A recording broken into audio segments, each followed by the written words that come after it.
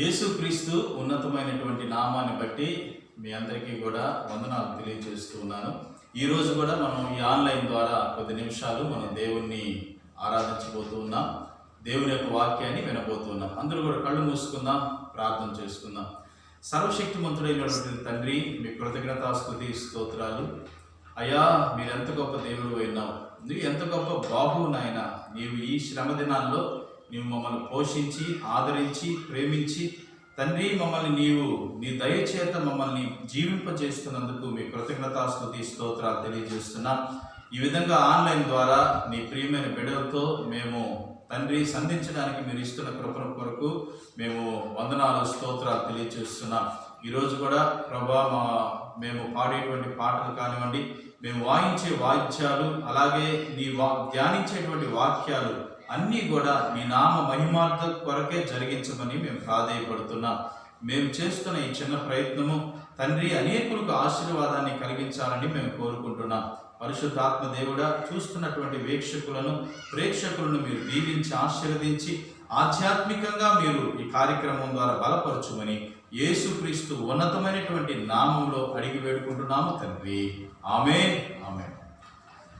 ఈరోజు మన మధ్యలో సహోదరుడు దినేష్ మరియు సహోదరి దేనా ఉండడం ఆశీర్వాదకరం. వాళ్ళిద్దరూ వచ్చి మన మధ్యలో ఒక పాట పాడి దేవుని నామాన్ని మహిమపరుస్తారు. వాళ్ళతో కలిసి మీరు కూడా పాడాల్సిందిగా మనం చేసుకుందాం.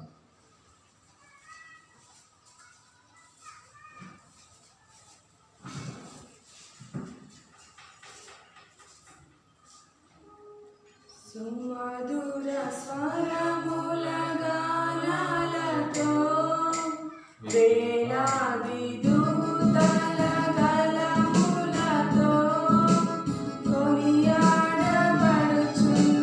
నా యేసయ్యా, నీకే నా ఆరాధన. మహదానందమే నాలో పరవశమే, నిన్ను స్తుతించిన ప్రతి క్షణం.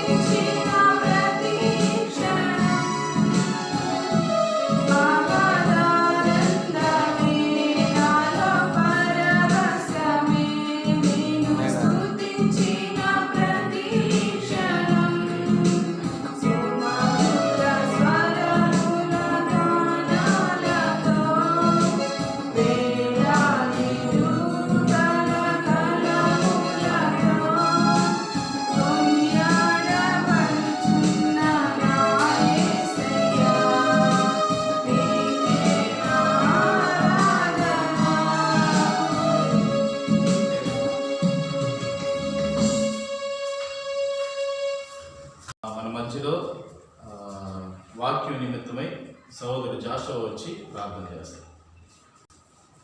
యేసుక్రీస్తు నామమున అందరికీ వందనాలు. వాక్యాన్ని బట్టి ప్రార్థన చేసుకుందాం. కృపా సత్య సంపన్నుడు ప్రేమ కలిగిన తండ్రి యేసే మీ నామాన్ని చూపిస్తున్నాం. అయ్యా, ఈ యొక్క సంవత్సరంలో ఇన్ని మాసాలు మమ్మల్ని నడిపిస్తూ ఈ యొక్క పరిశుద్ధ దినాలని మందిరంలో చేర్చినందుకు మీకు కోట్ల కొద్ది స్తోత్రాలు చెల్లిస్తున్నాం. వినబోతున్న యొక్క వాక్యం మా హృదయంలో హృదయమైన పలక మీద రాసుకొని వాటి ప్రకారం జీవించి నడుచున్నట్లు మాతో నీవు స్పష్టంగా మాట్లాడమని ప్రార్థిస్తున్నాం. నీ వాక్యం మాకు జీవమై మా ప్రాణాత్మ దేహ శరీరాలను నడిపించుట కృప చూపించమని ప్రార్థిస్తున్నాం. మీకే స్తుతి ఘనత ప్రభావం చూపించుకుంటాం. యేసయ్య పరిశుద్ధ నామమున ప్రార్థించి అడుగుతున్నాము తండ్రి. ఆమేన్. Thank you brother. అందరూ బాగున్నారా? ఈ యొక్క లాక్డౌన్ కొనసాగుతున్నటువంటి వేళల్లో మనము ఇంకా కొన్ని దినాలు ఈ యొక్క ఆన్లైన్ ద్వారా దేవుని యొక్క మాటలు వినాల్సి ఉన్నది. కనుక ఈరోజు కూడా ఈ విధంగా ఈ వేదిక యూట్యూబ్ వేదిక ద్వారా మీ దగ్గరికి రావడానికి నేను యేసుక్రీస్తు నామం పేరిట నేను సంతోషిస్తూ ఉన్నాను. అయితే ఇప్పుడు దేవుని యొక్క వాక్యానికి పోవడానికి ముందర కొన్ని విషయాలు. మనము ఈ యొక్క మే నెల ఆఖరికి వచ్చేసాం. ఈరోజు ఈ మే నెలకు ఆఖరి దినం. దేవుడు ఈ నెలంతా మనల్ని ఎంత బాగా పోషించాడు కదా. లాక్డౌన్ సందర్భాల్లో మనము కదలలేని పరిస్థితుల్లో కొన్నిసార్లు కొంతమంది అయితే ఊళ్ళో నుంచి బయటికి పోయేదానికి కూడా పర్మిషన్ లేకుండా ఉండేటువంటి పరిస్థితుల్లో వాలంటీర్ల ద్వారా మరి సరుకులు తెప్పించుకోవాల్సిన పరిస్థితుల్లో కూడా దేవుడు మనల్ని కనికరించి పోషించి ఈ రోజు వరకు సజీవ లెక్కలో ఉంచినటువంటి దేవదేవునికి నేను కృతజ్ఞతాస్తుతి స్తోత్రాలు తెలియజేస్తూ ఉన్నాను. అయితే మనము వార్తలు వింటూ ఉన్నప్పుడు ఈ యొక్క కరోనా ఉధృతి జాస్తిగా ఉందని మనం చెప్పుకోవాలి. మన యొక్క భారతదేశంలో ఎంతగా పెరిగినా సరే మరణాల సంఖ్య చాలా తక్కువగా ఉంది. దాన్ని బట్టి దేవుని మనం స్తోత్రం చెల్లించాలి.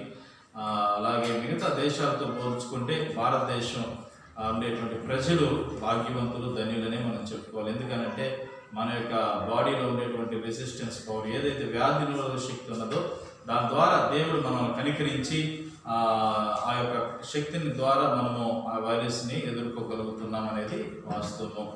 అయితే దీన్ని కూడా దేవుడే మనకు దయచేసినందుకు దేవునికి నేను కృతజ్ఞతాస్తుతులు చెల్లిస్తూ ఉన్నాను. అయితే ఇంకా కొన్ని వార్తలు మనకు వినిపిస్తూ ఉన్నాయి.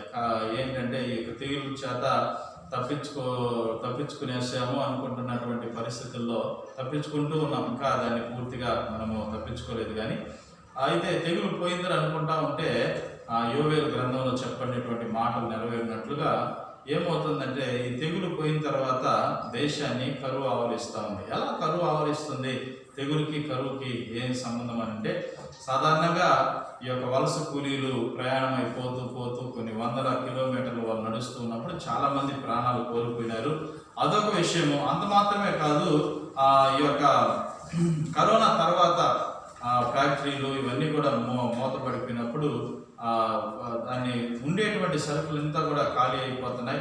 దాని ఉత్పత్తి సరిగ్గా లేకపోవడం వల్ల దీన్ని కరువు సంభవించే అవకాశం ఉంది. అంత మాత్రమే కాదు, ఇప్పుడు వచ్చేటువంటి ఈ యొక్క మిడతల దండు అనేది మీరు వినే ఉంటారు వార్తల్లో, పేపర్లో, మరి అలాగే టీవీలో మీరు చూస్తూనే ఉంటున్నారు.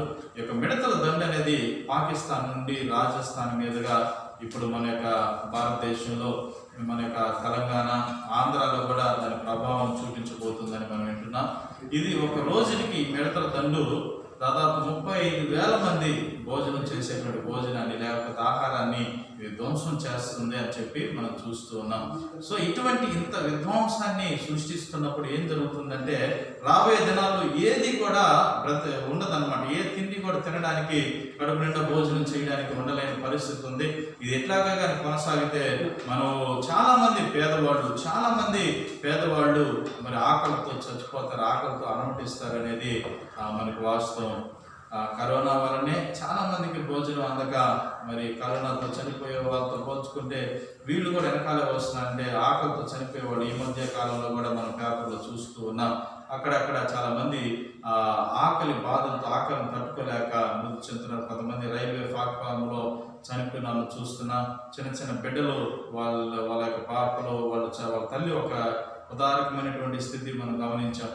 ఒక పాప తన తల్లి చనిపోయింది అనే సంగతి కూడా తెలుసుకోకుండా ఆ పాప వాళ్ళ తల్లి నిద్రిస్తుంది అనుకొని నిద్రపోతూ ఉన్నదని ఆమె ఆ పాప ఆ తల్లిని లేపడం చాలా దయనీయమైనటువంటి పరిస్థితులు మన యొక్క ఇండియాలో ఎంత ఆకలి బాధ ఉన్నదని అర్థం చేసుకోవాలి. కానీ రాబోయేటువంటి దినాల్లో ఈ యొక్క మిడతలు దండు ద్వారా ఇంకా ఆహార కొరత ఏర్పడుతుంది. దీనివల్ల మన యొక్క దేశము లేకపోతే ఈ ప్రాంతాలన్నీ కూడా కరువు బారిన పడాల్సి వస్తుందని వాక్యం హెచ్చరిస్తుంది. ఇవన్నీ దేనికి కారణమో, దేనికి ఇవంతా కూడా సూచనలు అంటే దేవుని యొక్క రాకడకు సూచనలు.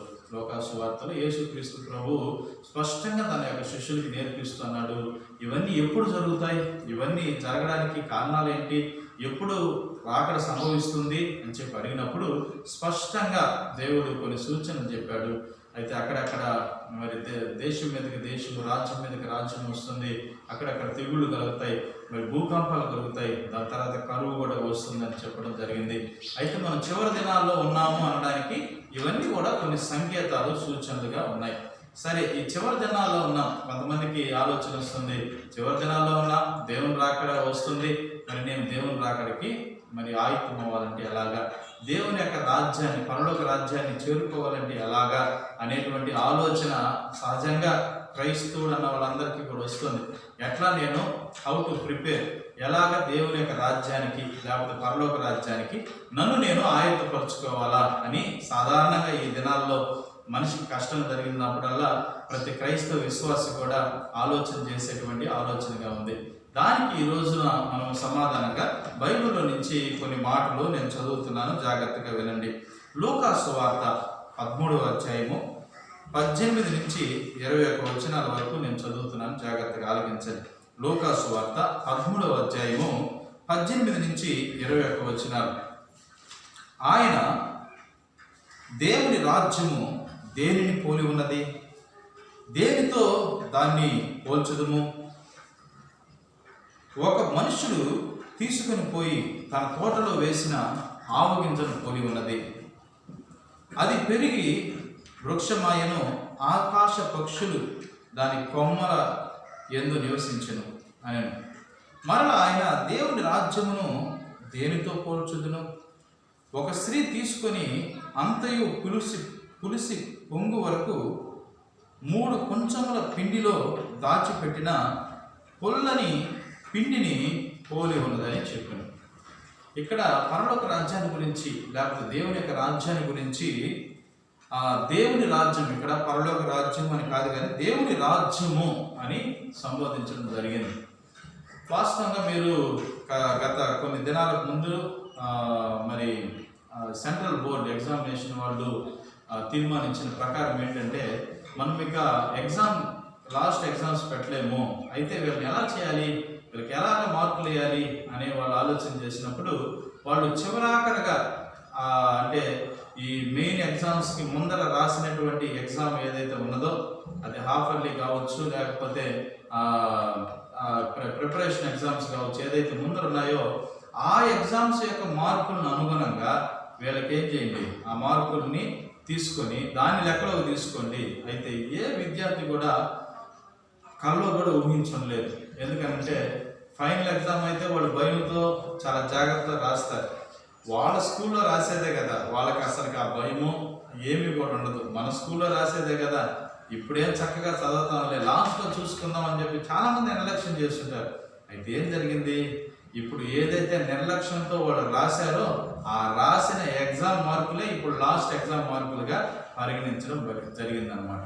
సెంట్రల్ బోర్డు వాళ్ళు దీన్ని డిసైడ్ చేసినప్పుడు చాలామంది పిల్లల్లో కలవరం మొదలైంది. ఈరోజు కూడా ఎగ్జాక్ట్లీ మనము దేవుని రాజ్యాన్ని గురించి మాట్లాడుకునేటప్పుడు ఎగ్జాక్ట్లీ అదే జరగబోతుంది. ఏమిటంటే లాస్ట్లో నేను ఉంటాను, బాగానే ఉంటాను, దేవుని రాజ్యానికి పోయేటప్పుడు ఆయన రాజ్యం వస్తే చూసుకుంటాంలే, అప్పుడు భయభక్తులతో ఉపవాసం ఉంటాము, కన్నీళ్లు గారుస్తాము, దుఃఖంతో మనము జీవించేస్తాము, అప్పుడు దేవుని రాజ్యానికి వెళ్ళిపోతామని మనం అనుకుంటూ ఉంటాం. సాధారణంగా అది తప్పు. ఎలాగనంటే లాస్ట్ ఉండే పరిస్థితులను బట్టి కాకుండా నీవు ఇప్పుడు జీవించేటువంటి జీవితంలోనే మనము దేవుని రాజ్యాన్ని అనుభవిస్తున్నామా లేదనేది మనం ఒకసారి సరిచూసుకోవాల్సి ఉన్నది.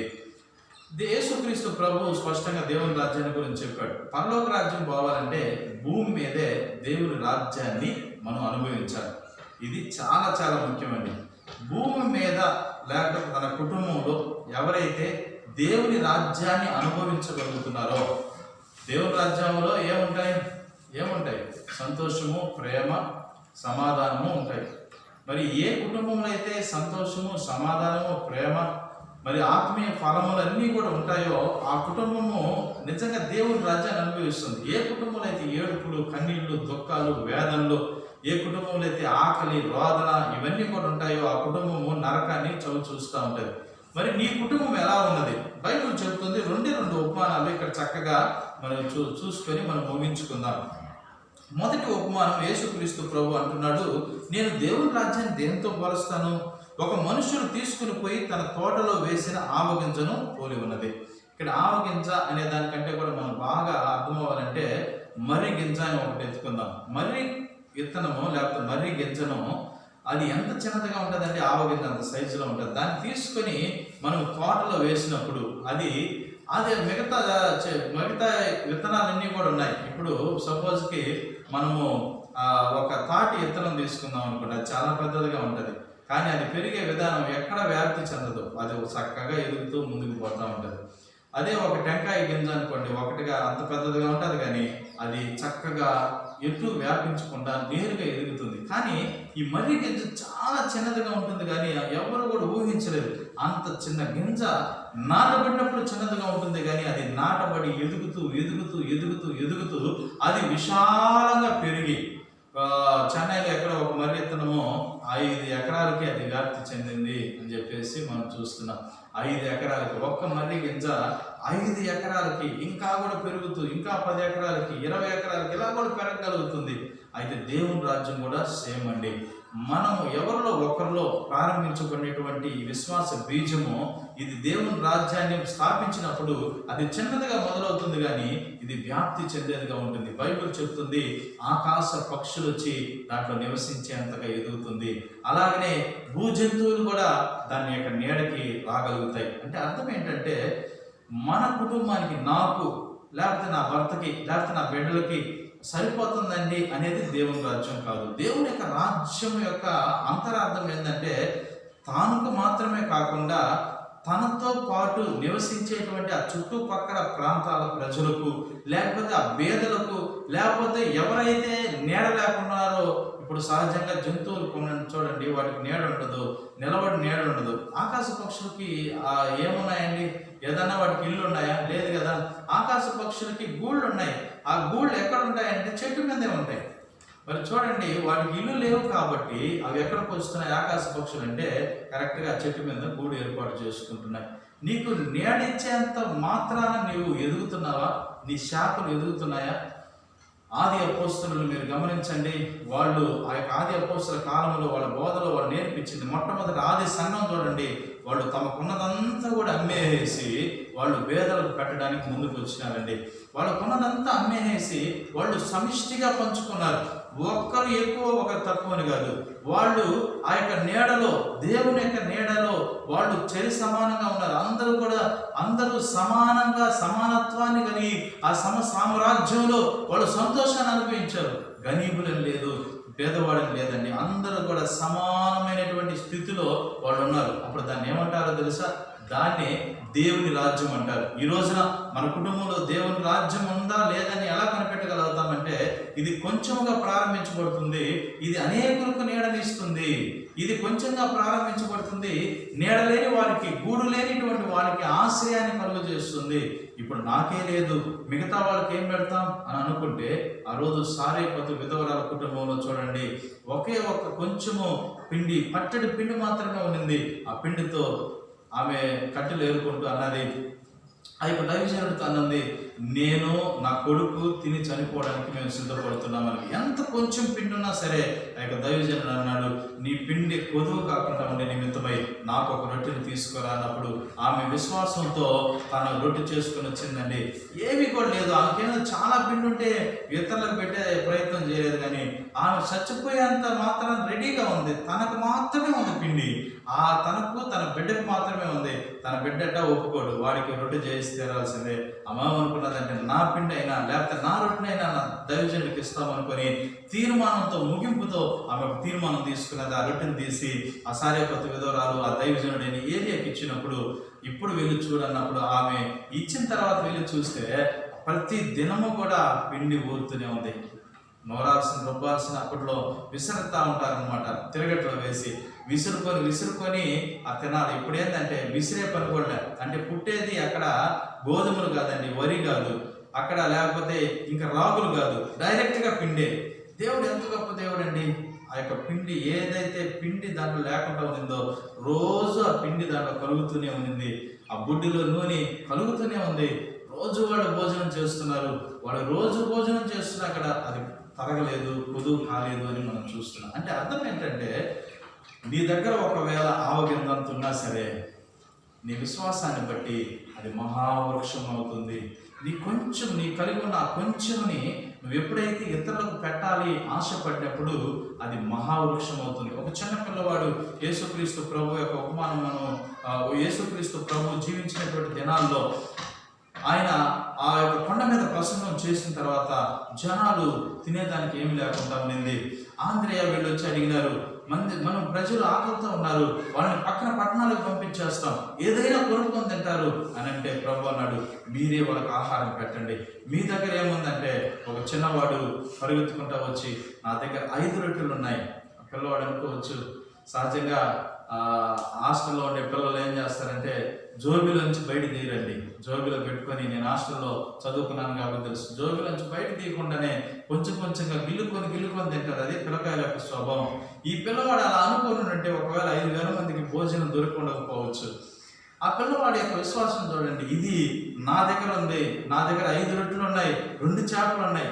వాడికేమి అసలు ఒకవేళ పెద్దవాళ్ళ దగ్గర అది కానీ ఉంటే 5 రొట్టెలు 2 చేపలు ఉంటే, ఇది నాకు నా కుటుంబానికే చాలు, నేను యేసుకి ఏమి ఇచ్చేది, యేసుక్రీస్తుకి ఏమి ఇచ్చేది అని అనుకుంటా. కానీ ఆ పిల్లవాడికి ఉండేటువంటి విశ్వాసం ఆవు గింజేనండి, కొంచెమే, అది మర్రి గింజే. ఆ కొంచెం 5 రొట్టెలు 2 చేపలు తీసి యేసుక్రీస్తు ప్రభు చేతిలో పెట్టినప్పుడు అది 5,000 మంది పురుషులు తిన్నారు.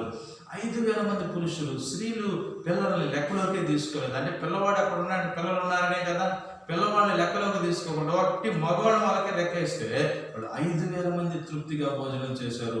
అయినా సరే 12 గంపలు ఎత్తారని బైబిల్ స్పష్టంగా చెప్తుంది. నేనేం చెప్పదలుచుకున్నానంటే, నాకే లేదు, మా కుటుంబానికే లేదు, నాకే సరిలేదు అని అనుకున్నంత కాలము నీవు ఆశీర్వదించబడవు. అంటే నువ్వు దేవుని రాజ్యాన్ని అనుభవించలేవు. నీవు దేవుని రాజ్యాన్ని అనుభవించాలనంటే నీ దగ్గర ఉన్నది యేసుక్రీస్తు ప్రభు చెంతకు తీసుకురా. నీ దగ్గర ఉన్న దాన్ని ప్రభు సన్నిధిలో పెట్టు. నీ సేవకులకు, లేకపోతే పేదలకు, లేకపోతే సేవకులకై నీవు పెట్టినప్పుడు అది అక్కడితో ఆగిపోదండి. నేను తిని చచ్చిపోదాము అని అనుకుంటున్నది వాస్తవంగా ఆ విధవరాలు, ఆ చచ్చిపోయిందా? లేదు కదా. ఆ కరువు కాలం అంతా కూడా పోషించబడింది. లేకపోతే ఆ పిల్లవాడు అది తినేసి 5 రొట్టెలు 2 చేపలు తినేసి నీళ్లు తాగేస్తుంటే వాడికే సరిపోయి ఉంటుంది. కానీ ఆ పిల్లవాడు అలా చేయలేదు కదా. వాడు అనుకున్నాడు, ఇతరులకు భోజనం పెట్టాలి, ఇతరులకు ఇది యేసయ్య దగ్గర ఇస్తే వాడికి ఒకవేళ అట్లాంటి ఆలోచన కూడా వచ్చున్నదేమో, ఇది యేసయ్య దగ్గర తీసుకోవాలని ఆంధ్రేయ ద్వారా యేసయ్య దగ్గరకు వచ్చి ఇవ్వబడింది. అది అనేకులకు ఆశీర్వదించబడ్డది. ఈరోజు ప్రభు అదే కోరుకుంటున్నాడు. చిన్న విశ్వాసమే అది పెద్ద అవుతుంది. కొంచెమే దేవునికి ఇవ్వదలుచుకుంటే ఆ కొంచెము అనేకులకు నీడనిచ్చేటువంటి చెట్టు అవుతుంది, అనేకులకు ఆశ్రయాన్ని కలిగిస్తుంది అనే దాంట్లో ఎటువంటి సందేహము లేదు. మరి 2వ ఉపమానం కూడా ఆయన చెప్పాడు. ఏమని ఉపమానం చెప్పాడంటే, మనం చూసినట్లయితే దేవుని రాజ్యం 20వ వచనం చదువుతున్నాను. దేవుని రాజ్యము నేను దేనితో పోల్చెదను?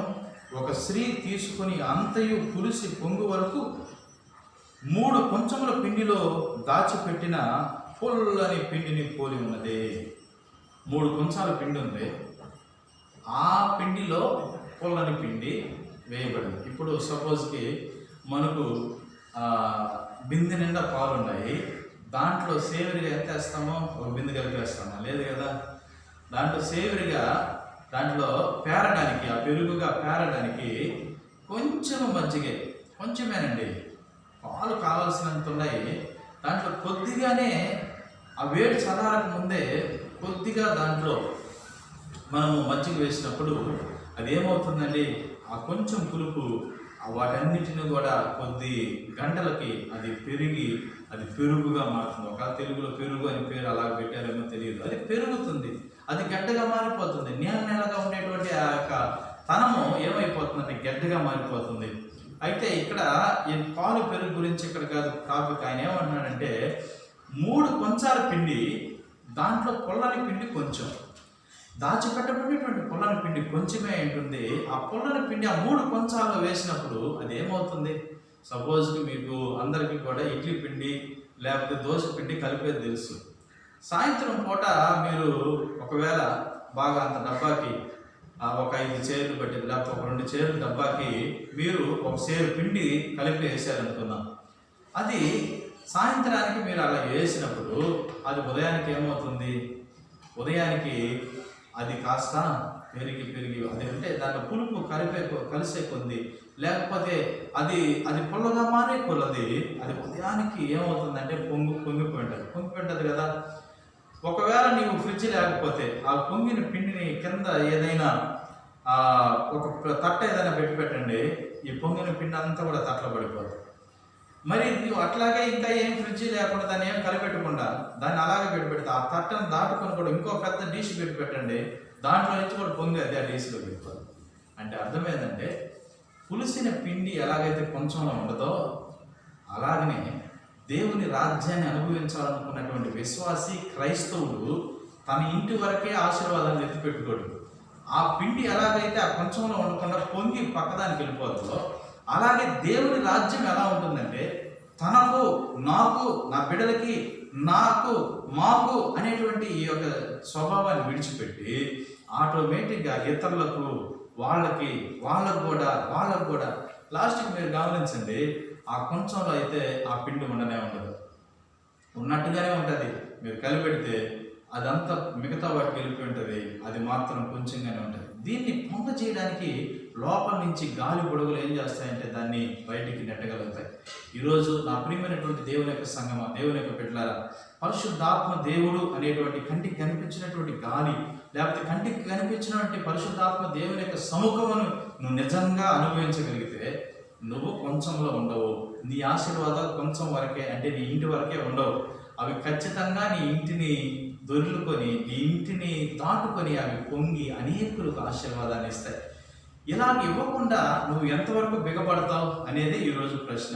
నిజంగా నీ కుటుంబం ఇతరులకు పొంగి పొరలేంత, ఆ పిండి పొంగినంతటువంటి ఆశీర్వాదాలు నీ కుటుంబంలో ఉన్నాయా?